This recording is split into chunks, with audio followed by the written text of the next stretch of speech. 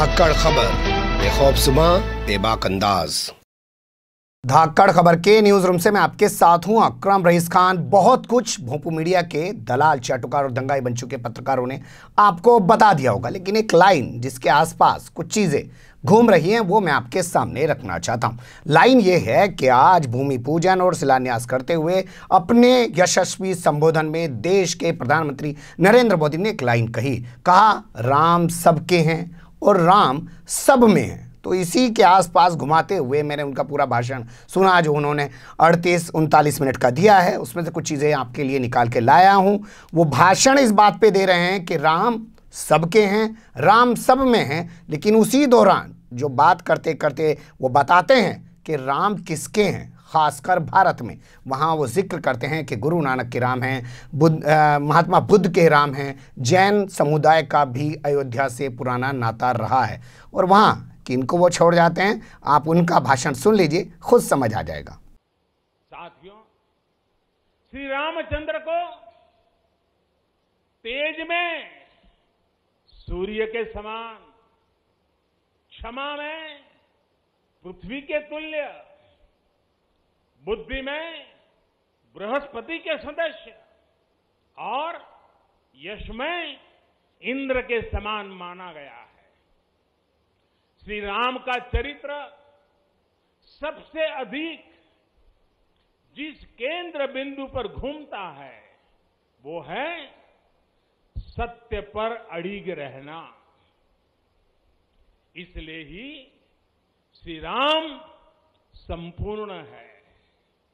इसलिए ही वो हजारों वर्षों से भारत के लिए प्रकाश स्तंभ बने हुए हैं। श्री राम ने सामाजिक समरसता को अपने शासन की आधारशिला बनाया था। उन्होंने गुरु वशिष्ठ से ज्ञान, केवट से प्रेम, सबरी से मातृत्व, हनुमान जी एवं वनवासी बंधुओं से सहयोग और प्रजा से विश्वास प्राप्त किया। यहां तक कि एक गिलहरी की महत्ता को भी उन्होंने सहर्ष स्वीकार किया। उनका अद्भुत व्यक्तित्व, उनकी वीरता, उनकी उदारता, उनकी सत्यनिष्ठा, उनकी निर्भीकता, उनका धैर्य, उनकी दृढ़ता, उनकी दार्शनिक दृष्टि युगों युगों तक प्रेरित करते रहेंगे। राम प्रजा से एक समान प्रेम करते हैं, लेकिन गरीबों और दीन दुखियों पर उनकी विशेष कृपा रहती है। और इसीलिए तो माता सीता राम जी के लिए कहती हैं,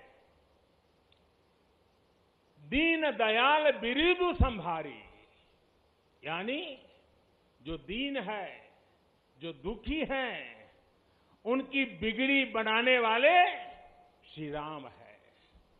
साथियों, जीवन का ऐसा कोई पहलू नहीं है जहां हमारे राम प्रेरणा न देते हो।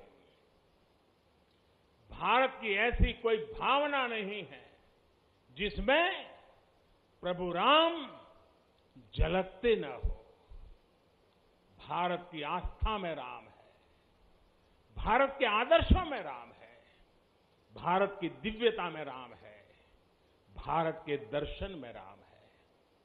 हजारों साल पहले वाल्मीकि रामायण, जो राम प्राचीन भारत का प्रदर्शन कर रहे थे, जो राम मध्य युग में तुलसी, कबीर और नानक के जरिए भारत को बल दे रहे थे, वही राम आजादी की लड़ाई के समय बापू के भजनों में अहिंसा और सत्याग्रह के शक्ति बनकर मौजूद थे। तुलसी के राम सगुण राम है, तो नानक और कबीर के राम निर्गुण राम है। भगवान बुद्ध भी राम से जुड़े हैं, तो सदियों से ये अयोध्या नगरी जैन धर्म की आस्था का भी केंद्र रहा है। राम की यही सर्वव्यापकता भारत की विविधता में एकता का जीवन चरित्र है। आपने सुन लिया वो किस समाज को, किस समुदाय को छोड़ जा रहे हैं। उन्होंने इस्लाम का, ईसाइयत का कोई जिक्र यहां पर नहीं किया।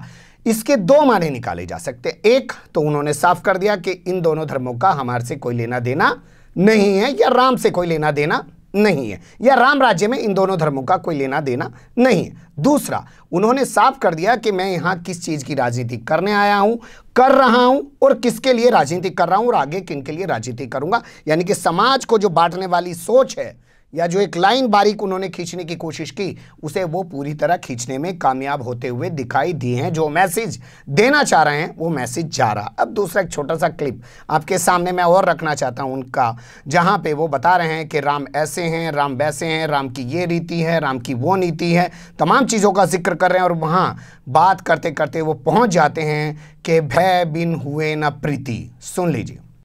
और भाइयों बहनों, ये भी श्री राम की नीति है, और वो क्या है? भय बिनु होई न प्रीति।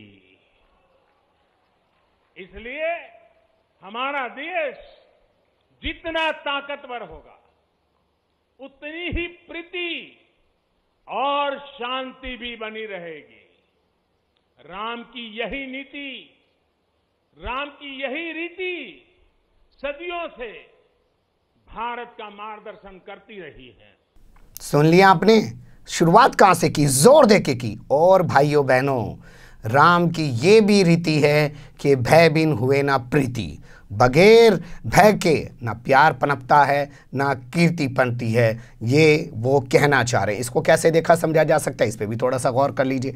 इसको दो तरीके से देखा समझा जा सकता है। हालांकि उन्होंने देश का उदाहरण दिया कि देश जितना मजबूत होगा उसकी कीर्ति चारों तरफ होगी, उसके प्रति लोगों की प्रीति ज़्यादा होगी। लेकिन जो वहाँ जहाँ खड़े होके बोल रहे हैं, और इससे पहले वाली जो कटिंग मैंने आपके सामने रखी उनके वीडियो क्लिप की, उसको यहाँ पर रखते हुए ज़रा सोचिए वो क्या कहना चाह रहे हैं, क्या बताना चाह रहे हैं कि ख़ास धर्म के लोग जब मजबूत होंगे, उनके धर्म स्तर इस कदर मजबूत होंगे, वो पैसे में ताकतवर होंगे, सत्ता में इतने मजबूत होंगे, तो दूसरे धर्म के लोग या दूसरे समुदाय के लोग जो भारत में रह रहे हैं वो डर के चलते उनसे प्यार भी करेंगे, उनकी इज्जत भी करेंगे। यानी कि अगर वो अपनी इज्जत कराना चाहते हैं, डर और प्यार के चलते हैं। और मैं आपको साफ बता दूँ, डर और प्यार के चलते ना कभी कोई किसी से प्यार करता है, ना वो कभी किसी से इज्जत करता है। डर तो डर होता है, डर से कभी ना इज्जत हासिल की जा सकती है, ना प्यार हासिल किया जा सकता है, और ना ही शांति स्थापित की जा सकती है। 20 साल तक अमेरिका अफगानिस्तान में बम बरसा रहा था, अब भाग रहा है वहाँ से। तो नफरत से ना कभी किसी को कुछ मिला है, ना कभी कुछ मिल पाएगा। हमें इराक और ईरान 8 साल साथ लड़े हैं और बाद में बैठ के आपस में शांति समझौते हुए। नफरत से कभी किसी को कुछ नहीं मिला है, डरा के कभी किसी को कुछ नहीं होता। लेकिन यहाँ मुझे घातक फिल्म का एक डायलॉग भी याद आ रहा है, सनी देओल का, डराकर लोगों को वो जीता है जिसकी हड्डियों में पानी भरा होता है। ये सोचिएगा इस बारे में कभी। हम इस देश में प्यार से लोगों में इज्जत पैदा करेंगे, शांति स्थापित करेंगे, कि भय से करेंगे? वो दिखाना बताना क्या चाह रहे हैं। छोटी सी मेरी सोच थी जिसके ज़रिए मैंने कुछ छोटी सी चीज़ें आपके सामने रखने की कोशिश की। बाकी तो बड़े बड़े पत्रकार हैं साहब, शाम को स्टूडियो सजा के बैठ ही जाएंगे आपके सामने, बड़े लंबे स्टूडियो के अंदर। बने रहेगा धक्कड़ खबर के साथ। फिलहाल कमेंट्स के रूप में आप लोग अपनी राय दे सकते हैं, खबर को लाइक कर सकते हैं, चैनल को सब्सक्राइब कर सकते हैं, और ज़्यादा से ज़्यादा हमारी खबरों को शेयर कर सकते हैं। फिर ऐसे ही किसी सुलगते हुए उलझते हुए मुद्दे लेकर मैं आपके सामने हूँगा हाजिर। फिलहाल हमें मुझे दें इजाज़त।